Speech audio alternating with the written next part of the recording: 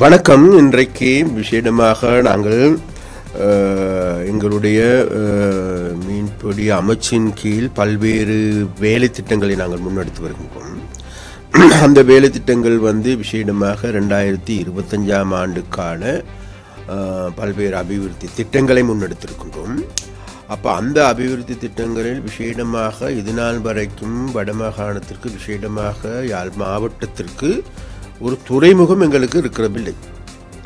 அப்போ துறைமுகம் கட்டப்படுவதாக பல தடவைகள் கூறப்பட்ட போதிலும் கூட உண்மையிலே அவைகள் இன்றைக்கு இன்னமும் கூட ஒரு பூர்த்தி செய்யப்படாத நிலையிலேயே இருக்கு. அந்த வகையில் நாங்கள் முடிவு செய்தோம். அதாவது எங்களுடைய மயிலிட்டி துறைமுகத்தை நவீன துறைமுகமாக மாற்றுகின்ற நடவடிக்கைகளை நாங்கள் இம்முறை அதற்கான 280 மில்லியன் ரூபாய் ஒதுக்கீடு செய்திருக்கின்றோம். அந்த வேலைகளை நாங்கள் வெகு கூடிய சீக்கிரமாக ஆரம்பிப்பதற்கான நடவடிக்கைகள் எடுப்பதற்கு இருக்கின்றோம். அப்போ அந்த வகையில் எங்களுக்கு வடக்குக்கான அல்லது யாழ் மாவட்டத்துக்கான ஒரு துறைமுகம் புதியதொரு துறைமுகமாக மலரப்போகின்றது என்பது செய்தியை இந்த இடத்தில் கூறிக்கொள்ள வேண்டும். அதே போன்று 165 மில்லியன் ரூபாய் செலவழித்து கொழும்புத்துறையில், அதாவது யாழ்ப்பாண கொழும்புத்துறையில் இருக்கின்ற துறைமுகத்தையும் நவீன துறைமுகமாக மாற்றுகின்ற நடவடிக்கைகளை நாங்கள் எடுப்பதற்கு தீர்மானித்திருக்கின்றோம். அதே போன்று இதெல்லாவற்றையும் மிகவும் முக்கியமான ஒரு விடயம்தான் கிழக்கு மாகாணத்தை நாங்கள் எடுத்து பார்க்கின்ற பொழுது கிழக்கு மாகாணத்திற்கும் நல்லதொரு துறைமுகம் இல்லாத குறைபாடு காணப்படுகின்றது. அப்போ அந்த குறைபாடுகளில் பிரதான குறைபாடாக எங்களுக்கு எல்லோருக்குமே தெரியும், கடந்த காலங்களில் விசேடமாக கிழக்கில் இருக்கின்ற அந்த வாழைச்சேனை துறைமுகம், அப்போ அதை ஒரு நவீன துறைமுகமாக மாற்றுகின்ற நடவடிக்கை எடுக்கப்பட்ட போதிலும் கூட அதிலும் இன்றைக்கு பல்வேறு நெருக்கடிகளை அங்கு இருக்கின்ற மீனவர்கள் சந்தித்து வருகிறார்கள். இந்த நெருக்கடிக்கான மூல காரணம் தான் வேறு எதுவுமல்ல, கடந்த காலங்களில் ஒளிவில் துறைமுகம் நிர்மாணிக்கப்பட்டது. அப்போ அந்த ஒளிவில் துறைமுகம் இன்றைக்கு செயலிழந்து போயிருக்கிறது. அதற்கான சரியான ஆய்வுகளின் அடிப்படையில் விஞ்ஞான ரீதியான ஒரு துறைமுகத்தை கட்டுவதற்கு பதிலாக ஏனோ தானோ என்ற முறையில் கட்டப்பட்டதன் காரணமாக இன்றைக்கு அது முற்றுமுழுதாக மணல்களால் நிறைந்து மணல் மேடாக மாறி போயிருக்கிறது. அப்போ அதன் காரணமாக நாங்கள் அதை புனரமைக்க வேண்டுமாக இருந்தால் நிச்சயமாக அதை கடந்த காலங்களில் அந்த துறைமுகத்துக்கு ஒதுக்கப்பட்ட நிதியை விட கூடுதலாக ஒதுக்க வேண்டி வரும். அதனால் அது செயலிழந்ததன் காரணமாக அங்கே இருக்கின்ற, அதாவது அம்பாறை மாவட்டத்தில் எடுத்துக்கொண்டாலும் சரி, மட்டக்களப்பு எடுத்துக்கொண்டாலும் சரி, எல்லா மீன்பிடி வள்ளங்களும் படகுகளும் வாழைச்சேனையை நோக்கியே படையெடுத்து வருகின்றது. அப்போ அதன் காரணமாக இன்றைக்கு அந்த வாழைச்சேனை துறைமுகத்தில் போதுமான இடங்கள் இல்லாது தத்தளிக்கின்ற மீனவர்களாக இருக்கின்ற பிரச்சனை பூதகரமான பிரச்சனையாக வெடித்திருக்கிறது. அப்போ இதன் காரணமாக நாங்கள் அந்த வாழைச்சேனை துறைமுகத்தை மேலும் விரிவாக்கம் செய்வதற்கான நடவடிக்கைகளை அடுத்த வருடம் ஆரம்பிக்க போகின்றோம். அதற்காக 1700 மில்லியன் ரூபாய் ஒதுக்கீடு செய்யப்பட்டிருக்கின்றது. அப்போ அதன் மூலமாக நாங்கள் எதிர்பார்க்கின்ற விஷயமாக இதுநாள் வரைக்கும் யாழ்ப்பாணத்திற்கு ஆன ஒரு துறைமுகம் இல்லை எங்களுக்கு. அந்த துறைமுகத்தை இன்றைக்கு மயிலிட்டி துறைமுகமாக மாற்றுகின்ற வேலை, அதே போன்று எங்களுக்கு வாழைச்சேனை துறைமுகத்தை நவீன போதுமான நல்ல வசதிகள் அடங்கிய துறைமுகமாக மாற்றுகின்ற நடவடிக்கையை நாங்கள் எடுத்திருக்கோம். அது மாத்திரமல்ல, இன்றைக்கு மன்னார் மாவட்டத்தில் இருக்கின்ற பேசாலை பிரதேசத்தில் அங்கு இருக்கின்ற மக்களுடைய கோரிக்கையாக இருந்தது, தாங்களுக்கு ஒரு இறங்கு துறை ஒன்று தேவை என்று. அப்போ அந்த இறங்கு துறையை அமைப்பதற்கான நடவடிக்கைகளையும் நாங்கள் எதிர்வரும் காலங்களில் முன்னெடுப்பதற்கு தீர்மானித்தோம். அவ்வாறு முன்னெடுப்பதற்கு தீர்மானிக்கப்பட்டதன் போது அங்கு இருக்கின்ற மக்கள் மத்தியில் அவைகளுக்கான பல்வேறு குறைபாடுகள் அல்லது அதை ஏற்றுக்கொள்ள முடியாத ஒரு நிலைமை, அவ்வாறான மக்களுடைய விமர்சனம் காரணமாகவே அந்த துறைமுகம் இல்லாது போயிருக்கும். அதனால் நாங்கள் விசேடமாக எங்களுடைய அமைச்சு தீர்மானித்திருக்கின்றது, அங்கிருக்கின்ற பேசாலையில் வாழ்கின்ற மக்களோடு பேசி அவர்களுடைய பிரச்சனைகளுக்கு உண்மையான தீர்வினை கண்டு பேசாலைக்கான துறைமுகத்தை அமைப்பதற்கான நடவடிக்கையும் எடுக்கலாம் என்று நாங்கள் நினைக்கின்றோம். அப்போ அந்த வகையில் பேசாலை துறைமுகத்தை நாங்கள் செய்ய போகின்றோம். அது மாத்திரமல்ல, யாழ்ப்பாணத்தில் இன்னொரு பிரதேசமாக இருப்பதுதான் வேறு எதுவுமல்ல, குருநகர் பிரதேசம். குருநகர் பிரதேசம் என்பதே மீனவர்களுடைய பிரதேசம். அப்போ அந்த பிரதேசத்தில் ஆன ஒரு இறங்கு துறைமுகத்தையும் அமைப்பதற்கான நடவடிக்கைகளை நாங்கள் எடுத்திருக்கின்றோம். அதற்கான ஆரம்ப கட்ட வேலைகள் நடைபெற்று வருகின்றது. அந்த ஆரம்ப கட்ட வேலைகள் முடிந்ததன் பிறகு அதற்கான நிதி ஒதுக்கீடுகளையும் செய்து அங்கும் ஒரு இறங்கு துறை அமைப்பதற்கான நடவடிக்கை எடுக்கும் தீர்மானித்திருக்கின்றோம்.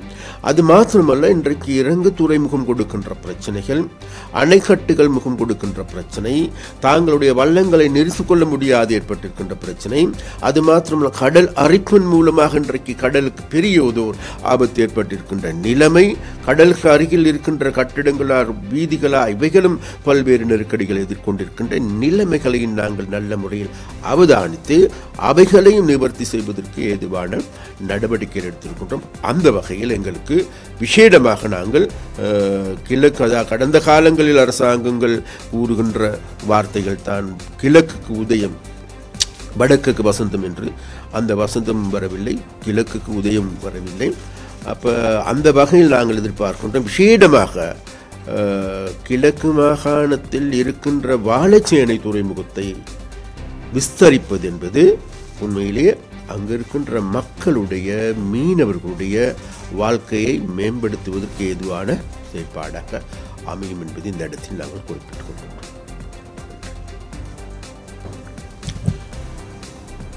ආයිබෝවන් විශේෂයෙන්ම අපි දීවර අමාත්‍යාංශය ඇටියට දීවර කර්මාන්තය නගා සිටුවීම සඳහා අපි විශේෂයෙන්ම දැන් උතුරු නැගෙනහිර පළාතේ එන්න ජනතාව මුණ දෙන ප්‍රමුඛ ප්‍රශ්නයක් වන ඒගොල්ලන්ට විශේෂයෙන් වරායවල් නැහැ, දීවර වරායවල් නැහැ. එනිසා ඒ දීවර වරායවල් තිබෙන ප්‍රදේශත් ඒවා ප්‍රමාණවත් නැහැ. අන්න එවැනි ප්‍රශ්නවලට මුහුණ දීලා තිබුණා. අන්න ඒවා නිවැරදි කිරීම සඳහා අපි දැනට පටන් ගන්නවා. ලබන අවුරුද්දේ පටන් ගන්න අපි උත්සාහයක් දරනවා. ඒ සඳහා අපිට කැබිනට් අනුමැතියක් ලැබිලා තිබෙනවා. ඒ තමයි මේ වාලචේන දීවර වරාය වැඩි දියුණු කිරීම සඳහා මිලියන 1127ක් අපි වෙන් කරලා තිබෙනවා. ඒ නිසා ඒක වැඩි දියුණු කරගන්න ඕනම වෙලා තිබෙනවා. හේතුව තමයි පෞගිය කාලෙදී අපි ඇදුවා ඔලිවිල් වරායක් ඇදුවා. නමුත් අද වරායකට වඩා බැලි ගොඩක් තමයි එතන ගොඩ වෙලා තියෙන්නේ. ඒ නිසා වරාය පාවිච්චි කරන්න බැරි තත්වයකටපත් වෙලා තිබෙනවා. ඒ නිසා ඒ නැගෙනහිර පළාතේ ඉන්න සියලුම ජනතාව නැත්නම් සියලුම දීවරයන් වාලචේනයට සේන්දු වෙන එක වළක්වන්න බැරි වෙලා තිබෙනවා. එම නිසාම තමයි අපි කියන්නේ වාලචේනේ තවටත් වැඩි දියුණු කිරීම සඳහා අපි ආණ්ඩුවක් හැටියට මේකට අදාළ ක්‍රියාමාර්ග අරන් තිබෙනවා. ඒ නිසා ඒ කාරණා අපි බලාපොරොත්තු වෙනවා ඉදිරියේදී ඒ ඉන්න ජනතාවගේ දීවරයන්ගේ මුණ දෙන ගැටලු වලට සරිලන පිළිතුරු ලබා දීමට. ඒ වගේම අපිට දැන් උතුරු පළාතේ ගත්තට පස්සේ යාපන දිස්ත්‍රික්කයේ ගත්තට පස්සේ තවමත් වරායක් නැහැ. දීවර වරායක් නැහැ. දීවර පොඩි වරායවල තිබ්බට ඒවා වරායන් ඇටියට සඳහන් කරන්නවත් බැරි තත්ත්වයක් තිබෙනවා.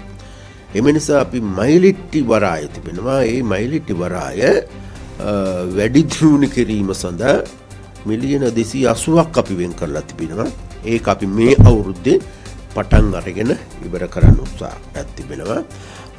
ඒ වගේම මිලියන 165ක් වියදම් කරලා යාපනයේ තියෙන කොළඹ තුරේ කියන ප්‍රදේශී වරායක් දීවර වරායක් අන්න ඒ දීවර වරාය සම්පූර්ණ ගොඩනැගීම සඳහා අපි දැනට පටන් ගන්න තිබෙනවා.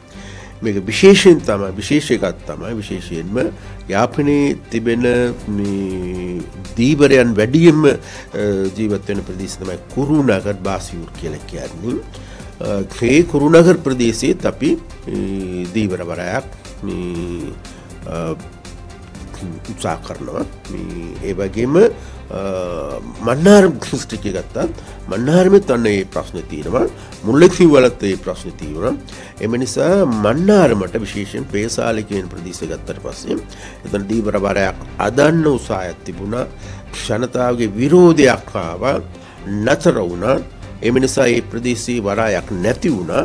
නමුත් දැන් ජනතාව නැවත වාරයක් ඉල්ලා සිටිනවා ඒ තමන්ට වරයක් ඕන කියලා. එම නිසා අපි ජනතාවත් එක්ක සාකච්ඡා කරලා ලබන අවුරුද්දේදී පේසාලේ ප්‍රදේශයට අපි වරායක් නැත්නම් දීවර වරායක් ගොඩනැගීම සඳහා අපි සැලසුම් කරලා තිබෙනවා. විශේෂයෙන් ගත්තට පස්සේ විශේෂයෙන් කියන්න ඕන නැගෙනහිර ප්‍රදේශයේ ජනතාව මුහුණ දෙන ප්‍රබලම ප්‍රශ්නයක් තමයි තමන්ගේ බෝට්ටු ටික නවත්ත ගන්න තැනක් නැහැ. දැනට තියෙන මේ වාලචීන වරාය ගත්තත් බෝට්ටු 300ක් නවත්තන්න පුළුවන්. නමුත් 500කට වැඩි බෝට්ටු 800කට වැඩි බෝට්ටු තියෙනවා. ඒවා නවත්ත ගන්න තැනක් නැහැ. ඒ නිසා විශාල පීඩාවකටපත් වෙනවා. අන්න ඒවා සැලකිලිට ලක් කරගෙන මේ දීවර කර්මාන්තය ගොඩනැගීම සඳහා ඒ නිසා දීවරයන්ගේ වරායවල් වැඩි දියුණු කරලා ඒ අර අපේ දීවර කර්මාන්තය උඳ තැනකට ඔසවා තැබීම සඳහා අපි වාලචේනේ පටන් ගන්නවා කියලා කියනවා.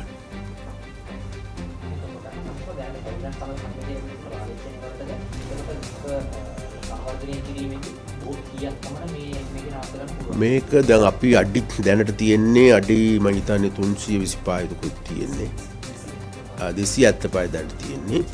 අපි තවත් අඩි 300කින් දීර්ඝ කරන්න යනවා. එම නිසා මේක විශාල ඒ කියන්නේ ඒක අවසන් කරොත් එම නැගෙනහිර පළාතට විශේෂයෙන් මඩකල දිස්ත්‍රික්කයට ප්‍රමාණවත්ව බෝට්ටු නවත්තන්න පුළුවන් කියන විශ්වාසයක් අපිට තියෙනවා.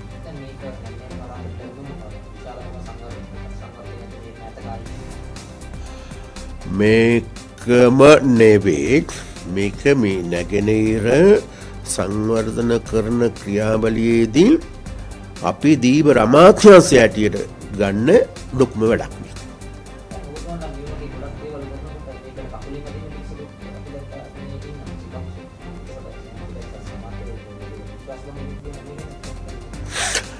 මේකයි අපි මිනිස්සු කකුලෙන් අදින එක අතින් අදින එක ඕනම තැනක තියෙන එකක් තියෙනවා. නමුත් අපේ අමාත්‍යාංශයකට විශේෂයෙන් මට කියන්න ඕන මට දීවර අමාත්‍යාංශය ගත්තට පස්සේ අපේ වැඩවලට කකුලෙන් අදින්නයි කකුලෙන් තල්ලු කරන්න කවුරුවත් නැහැ. අපි දීවර අමාත්‍යාංශයම එකතු වෙලා එකට වැඩ කරන මේ අමාත්‍යාංශයක්. ඒ නිසා මට ආඩම්බරයි ඒක මේ අපේ අමාත්‍යාංශේ එහෙම නැහැ. අනෙකුත් අමාත්‍යාංශවල ගත්තත් එහෙමම නැහැ. අවර ජනතාවට එළියේ කියන කතාවල් වගේ සමහර විරුද්ධ පක්ෂවල් වල ඉන්න අයගේ කතා වගේ ඒවා එහෙම නැහැ. ඒකේ සියලුම තැන්වල මේ නිලධාරීන් වැඩ කරනකොට ඒගොල්ලන්ට සමහර ඒවා තියෙනවා නීති රාමුවක් තියෙනවා. අන්න ඒ නීති රාමුවේදී යම් ගැටලු වෙනකොට මේ එළියට පේන එකක් තමයි මේවා ඇතුලේ කචල් කියලා. එහෙම කචල්යක් නැහැ කියන එක තමයි කියන්නේ.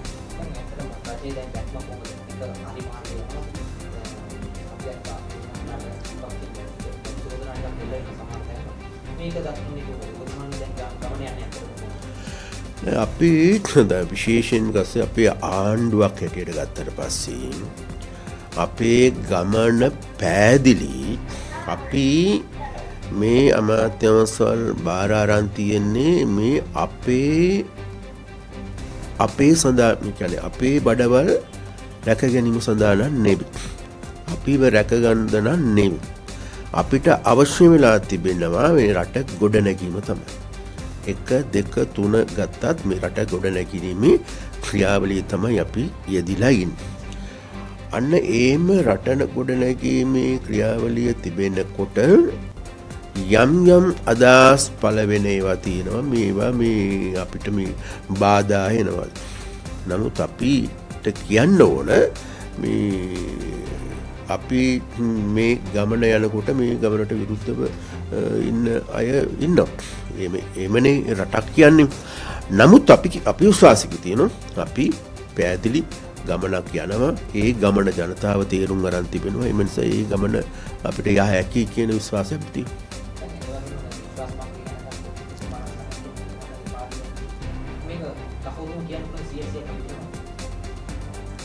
පනසමි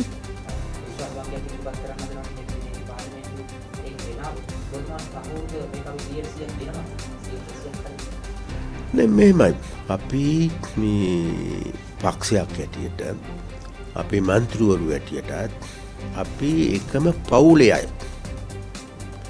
එතකොට මේ පවුලේ කෙනෙකුට බාධාවක් කරදරයක් වෙනවා නම් පවුලම එකතු වෙලා ඔව්ව රැක ගැනීම යුතුයකමක් හැටියට අපි අරන් තිබෙන. එහෙම නිසා විශ්වාස භංග නෙවෙයි ඕන භංගයක් ගෙනවත් මේ ඒවා පරාජයටපත් කරලා අපි දිනින් එක වළක්වන්න බෑ. චැලෙන්ජයක් නෑ අපිට මේ පාර්ලිමේන්තුව ඇතුලේ එළියෙත් හරි අපිට කිසිම අභියෝගයක් නෑ. ඒ අභියෝගයක් තියෙනවා නම් තියෙන්නේ වෙන කාටවත් නෙමෙයි විරුද්ධ පක්ෂයට අභියෝගයක් තියෙනවා. ඒගොල්ලෝ විරුද්ධ පක්ෂයක් ඇටියට ගොඩ නැගීමේ අභියෝගය තියෙනවා. අන්න ඒ අභියෝගය ඒගොල්ලෝ දරා ගන්න බැරි නිසා තමයි පෞද්ගලික කාලාන්තරات තිස්සේ මා නයි මුකුටින් වගේ විරුද්ධවාදීන් ලෙස හිටපු අය ඔක්කොම එකතු වෙලා දැන් අපිට ප්‍රහාරෙල්ල කරන්න උත්සාහ කරමින් මේකේ ඒගොල්ලන්ට තිය අභියෝගයද නැත්නම් ඒගොල්ලන්ට තිය බලහීනතාවයද දන්නේ අපිට නම් කිසිම අභියෝගයක් නැහැ.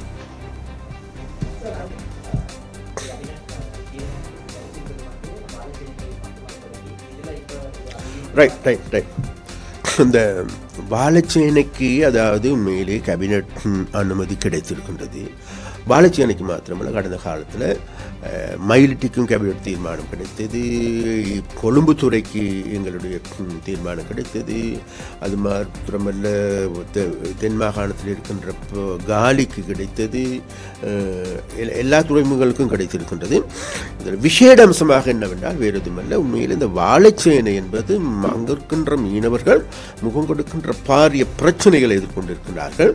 அப்போ அதன் காரணமாக இன்றைக்கு எங்களுக்கு கிடைச்சிருக்கின்ற 1127 மில்லியன் ரூபாய் அங்கே இருக்கின்ற மேலும் அதை விரிவாக்கம் செய்து அங்கே இருக்கின்ற மீனவர்களுடைய பிரச்சனைகளை துரிதமான ஆக தீர்த்து கொள்வதற்கும் அவர்களுக்கு போதுமான வசதிகளை செய்து கொடுப்பதற்கு ஏதுவாக அமைந்திருக்கும்.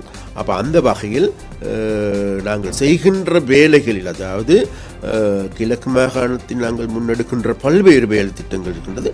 அந்த வேலை திட்டத்தில் விசேடமாக எங்களுடைய அமைச்சுக்கு பெரிய வேலை திட்டமாக இந்த வாழைச்சேனை துறைமுகம் அமைந்திருக்கின்றது.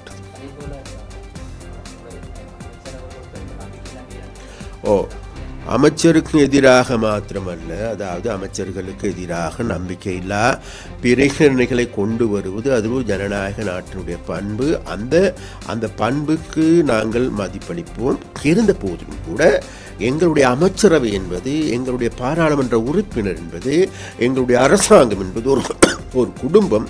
அதனால் அந்த குடும்பத்தில் ஒருவருக்கு ஏதாவது தீங்கு ஏற்படுமாக இருந்தால் நாங்கள் குடும்பமாக சேர்ந்து, ஏனென்றால் எங்களுக்கு நம்பிக்கை இருக்கின்றது, எங்களுடைய அமைச்சர்களோ அல்லது எங்களுடைய பிரதி அமைச்சர்களோ எங்களுடைய பாராளுமன்ற உறுப்பினர்களோ எந்த விதமான குற்றச்செயல்கள் ஈடுபட மாட்டார்கள் என்கின்ற திடமான நம்பிக்கை இருக்கின்றது. அந்த நம்பிக்கையின் அடிப்படையில் நாங்கள் வருகின்ற நம்பிக்கையில்லா பிரேரணைக்கு நாங்கள் அவைகளுக்கு முகம் கொடுப்போம். அது மாத்திரமல்ல, இந்த நம்பிக்கையில்லா பிரேரணை கொண்டு வருகின்ற பொழுது இது நம்பிக்கையில்லா பிரேரணையை அவருக்கு எதிராக கொண்டு வர முடியுமா என்கின்ற சட்ட சிக்கலும் கூட இருக்கின்றது. இருந்தபோது கூட அப்படி நாங்கள் வருமாக இருந்தால் அவைகளுக்கு நாங்கள் ஒரு பாராளுமன்றமாக, ஒரு குடும்பமாக சேர்ந்து அவைகளை பாதுகாப்பதற்கான நடவடிக்கை எடுப்போம். இல்லை, எந்த சவாலும் கிடையாது. எதிர்கட்சிகளுக்கு சவால், எதிர்கட்சி எங்களுக்கு பாராளுமன்றத்தை உள்ளே எடுத்துக்கொண்டாலும் சரி, வெளியில் எடுத்துக்கொண்டாலும் சரி, நிச்சயமாக எங்களுக்கு எந்த விதமான சவாலும் கிடையாது. அந்த சவால்கள் இருப்பது வேறு யாருக்கும் இல்லை, எதிர்கட்சியினருக்கு தான் பாரிய சவால்கள். ஏனென்றால் தாங்கள் எதிர்கட்சியாக இருப்பதற்கே அவர்களுக்கு சவாலான நிலைமைக்கு உள்ளாக்கப்பட்டிருக்கின்றது. அதனால் தான் அனைவரும் இதுநாள் வரைக்கும் அனைவருமே அணி திரண்டு இருக்கின்றன. இதுவரைக்கும் பாம்பும் கீரியுமாக எதிரணியில் இருந்தவர்கள் எல்லாருமே ஒன்று சேர்ந்து இன்றைக்கு தாங்களை தக்க வைத்துக் கொள்வதற்கும் தாங்களை பாதுகாத்துக் கொள்வதற்கு ஏதுவான நடவடிக்கைகள் எடுத்து வருகின்றார்கள். அதனால் அவர்களுக்கு தான் இன்றைக்கு தாங்களுடைய எதிர்க்கட்சியை பாதுகாத்துக் கொள்வதற்கான சவாலை தவிர எங்களுக்கு எந்த சவாலும் கிடையாது. செய்திகளை உடனுக்குடன் தெரிந்து கொள்ள உடனே சப்ஸ்கிரைப் பண்ணுங்க.